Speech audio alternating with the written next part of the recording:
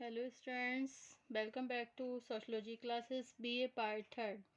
Today our topic is contributions of Durkheim for Sociology. Okay, समाजशास्त्र के लिए Durkheim का योगदान.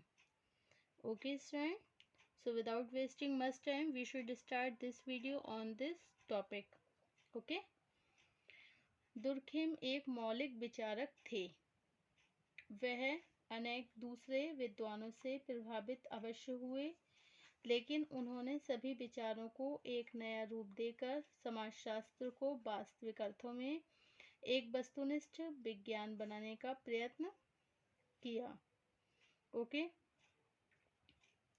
दुर्खिम यदि समाजशास्त्रीय सिद्धांतों के विकास के लिए एक वैज्ञानिक और सामाजिक दृष्टिकोण न देते तो सामाजिक व्यवहारों को समझने के लिए एक विचारयुक्त और तार्किक पद्धति का व्यवस्थित प्रयोग संभव नहीं हो पाता. ओके, समाजशास्त्र की व्यावहारिकता को स्पष्ट करते हुए उन्होंने लिखा है कि समाजशास्त्र का मूल्य अभी तक है जब तक उसका उपयोग तत्कालिक समाज के सुधार में किया जा सके. ओके, आरंभ में दर्शनशास्त्र के अध्येता और शिक्षक के रूप में उनका दार्शनिक दृष्टिकोण भी बहुत व्यवहारिक था. इसी कारण दुर्खिम ने समाज को नैतिकता पर आधारित मानते हुए यह विचार व्यक्त किया कि नैतिक व्यवस्था के बिना किसी भी समाज में सामाजिक एकता में वृद्धि नहीं की जा सकती. Okay, according to Durkheim, in the word of the Durkheim, समाज कोई वस्तु नहीं है जिसका नैतिकता पर गौण प्रभाव पड़ता हो. ओके, तो समाज कोई ऐसी वस्तु नहीं है जिसका नैतिकता पर गौण प्रभाव पड़ता हो. यदि सामाजिक जीवन की समाप्ति हो जाए तो उद्देश्यों का अभाव हो जाने के कारण नैतिक जीवन अपने आप समाप्त हो जाएगा. अपने चिंतन में दुर्खिम ने रहस्यवाद, मिस्टिसिज्म, आदि प्राकृतिकवाद, सुपरनेचुरलिज्म और परंपरावाद, ट्रेडिशनलिज्म का सदैव विरोध किया है. सामूहिकता और सामाजिक मूल्यों को सामाजिक जीवन का वास्तविक आधार माना है. इसका तात्पर्य यह नहीं है कि दुर्खिम सामाजिक घटनाओं की विवेचना में दार्शनिक आधार को अधिक महत्वपूर्ण मानते हैं. उन्हीं के शब्दों में समाजशास्त्र को दार्शनिक पूर्ण कल्पनाओं तथा भावनाओं पर आधारित नहीं होना चाहिए, चाहे वे किसी भी रूप में हों. समाजशास्त्र को दर्शनशास्त्र से अलग रखकर ही उसे विकसित किया जा सकता है. ओके, दुर्खिम ने सामाजिक तथ्यों के अध्ययन के लिए सदैव वैज्ञानिक विधि के प्रयोग पर बल दिया है. उनका मानना था कि जिस तरह प्राकृतिक घटनाएं कुछ निश्चित नियमों के आधार पर घटित होती हैं, उसी प्रकार सामाजिक घटनाओं के घटित होने के साथ ही कुछ निश्चित नियम भी होते हैं. यदि इन नियमों को समझकर एक वैज्ञानिक विधि के रूप में सामाजिक घटनाओं की विवेचना की जाए तो समाजशास्त्र भी एक निश्चित विज्ञान बन सकता है. इसके साथ ही दुर्खिम ने समाजशास्त्र की अध्ययन वस्तु का भी निर्धारण किया है.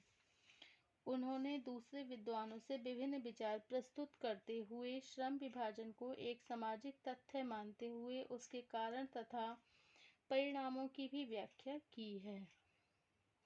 श्रम विभाजन को उन्होंने सामाजिक एकता का आधार मानते हुए यह निष्कर्ष दिया है कि यांत्रिक एकता से सावयवी एकता की ओर होने वाला समाज का विकास श्रम विभाजन का ही परिणाम है. दुर्खिम वह पहले समाजशास्त्री थे जिन्होंने आनुभविक आधार पर आत्महत्या का अध्ययन करके उसका सामाजिक आधार पर विश्लेषण किया है. धर्म के समाजशास्त्र के रूप में उन्होंने समाजशास्त्र की एक नई शाखा विकसित करी है. दुर्खिम के इसी योगदान को स्पष्ट करते हुए हैरी एल्पर्ट ने लिखा है कि दुर्खिम यदि समाजशास्त्रीय सिद्धांतों के विकास के लिए एक वैज्ञानिक और सामाजिक दृष्टिकोण न देते तो सामाजिक व्यवहारों को समझने के लिए एक विचारयुक्त और तार्किक पद्धति का व्यवस्थित प्रयोग संभव नहीं हो पाता. इस संदर्भ में समाजशास्त्र के लिए दुर्खिम के योगदान को संक्षेप में निम्नलिखित रूप से समझा जा सकता है। नंबर 1 पॉइंट है समाजशास्त्र में वैज्ञानिक विधि का प्रयोग। ओके, समाजशास्त्र में वैज्ञानिक विधि का प्रयोग। Use of scientific method in sociology. Okay student,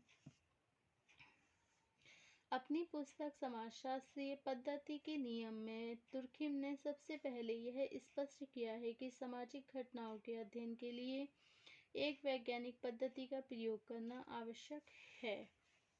Durkheim से पहले कॉम्ट तथा स्पेंसर के अध्ययन के लिए एक वैज्ञानिक पद्धति का प्रयोग करना आवश्यक है। दुर्खिम से पहले कॉम्ट तथा स्पेंसर ने भी सामाजिक घटनाओं की विवेचना के लिए वैज्ञानिक पद्धति के प्रयोग पर भी जोर दिया था, लेकिन दुर्खिम ने विभिन्न घटनाओं के कारण और परिणामों को समझने के लिए ऐतिहासिक और प्रयोगात्मक पद्धतियों को उपयुक्त नहीं माना।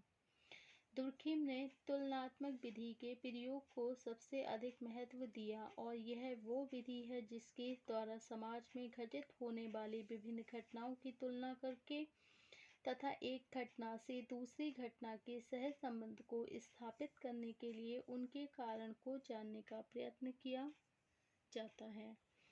Okay, according to Durkheim write here about the use of scientific method in sociology। इस पद्धति के द्वारा यह आवश्यक है कि किसी सामाजिक घटना की व्याख्या उसके संपूर्ण सामाजिक परिवेश में की जाए तथा विभिन्न प्रकार के समाजों में किसी सामाजिक घटना का अध्ययन तुलनात्मक आधार पर किया जाए। ओके, सेकंड पॉइंट है हमारा समाजशास्त्र की अध्ययन वस्तु का निर्धारण।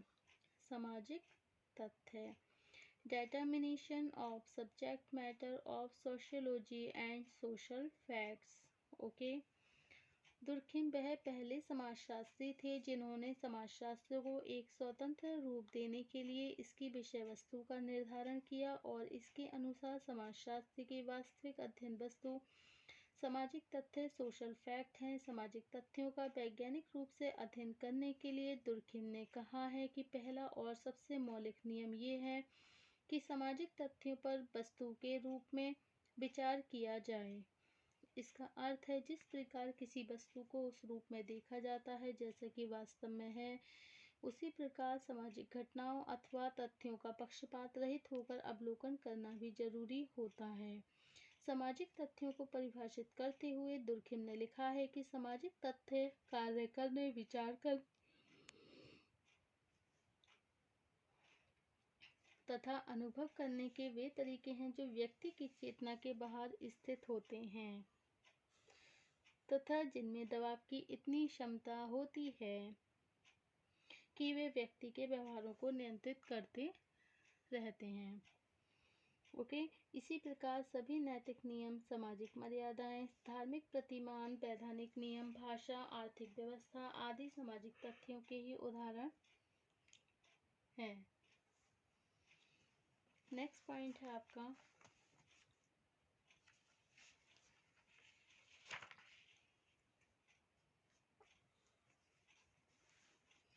अपराध की नई व्याख्या, new interpretations of crime.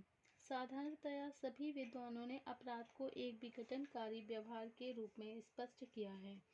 Durkheim ने बिल्कुल विभिन्न विचार देते हुए एक बड़ी सामाजिक समस्या का निदान ढूंढने का प्रयत्न भी किया है। उन्होंने विस्तार से प्रमाणित किया है कि अपराध एक सामान्य सामाजिक तथ्य है तथा यह एक स्वस्थ समाज का ही लक्षण है। नेक्स्ट पॉइंट है श्रम विभाजन का सिद्धांत, theory of division of labour. Durkheim से पहले अनेक विद्वान जैसे Adam Smith, Spencer, John Stuart Mill ने आर्थिक आधार पर श्रम विभाजन की विवेचना की थी। इसके विपरीत दुर्खिम ने श्रम विभाजन का एक सामाजिक सिद्धांत भी प्रस्तुत किया है। ओके, नेक्स्ट पॉइंट है धर्म की समाजशास्त्रीय विवेचना, सोशलॉजिकल एक्सप्लेनेशन ऑफ रिलीजियन। अपनी पुस्तक धार्मिक जीवन के प्रारंभिक स्वरूप में दुर्खिम ने धर्म की उत्पत्ति तथा सामाजिक प्रकारों को सामाजिक आधार पर स्पष्ट करते हुए धर्म की एक नई विवेचना प्रस्तुत की है। उन्होंने प्राकृतिक घटनाओं तथा आत्मा संबंधी विश्वासों के आधार पर धर्म की उत्पत्ति की आलोचना करते हुए लिखा है कि यदि ईश्वर ही धर्म की उत्पत्ति का आधार होता तो धर्म के रूप में कभी कोई भी परिवर्तन नहीं हो पाता। नेक्स्ट पॉइंट है प्रकार्यवाद की नवीन व्याख्या, new interpretations of functionalism. Okay, Durkheim से पहले अनेक मानव शास्त्रियों ने प्रकार्यवाद के आधार पर जनजातीय सामाजिक संगठन की विशेषताओं का भी स्पष्टीकरण दिया था। ओके, दुर्खिम ने प्रकार्यवाद को ऐसे रूप में स्पष्ट किया जिसे आज तक समाजशास्त्रियों द्वारा महत्वपूर्ण माना जाता है। नेक्स्ट पॉइंट है मूल्यों की समाजशास्त्रीय विवेचना। Okay, sociological explanations of value. Durkheim ने अपनी पुस्तक समाजशास्त्र तथा दर्शन शास्त्र में सामाजिक मूल्यों को दर्शन शास्त्र की विषय वस्तु से अलग करके इनकी सामाजिक प्रकृति को स्पष्ट किया है। आपके अनुसार सामाजिक मूल्यों का जन्म सामूहिक विशेषताओं के आधार पर होता है तथा प्रत्येक सामाजिक मूल्य एक समुदाय के सामूहिक जीवन की विशेषता को ही स्पष्ट करता है। उपर्युक्त योगदान के अतिरिक्त सामूहिक प्रतिनिधान की अवधारणा को विकसित करना तथा ज्ञान के समाजशास्त्र के रूप में समाजशास्त्र की एक नई शाखा की प्रारंभिक रूपरेखा प्रस्तुत करना भी समाजशास्त्र को दुर्खिम द्वारा दिया जाने वाला एक महत्वपूर्ण योगदान है। इसी योगदान के कारण कुछ विद्वान यहाँ तक मानते हैं कि कॉम्ट यदि समाजशास्त्र के जनक हैं तो दुर्खिम को समाजशास्त्र के पितामह के रूप में देखा जाना चाहिए। Okay, so thank you for watching my YouTube channel. Thank you so much.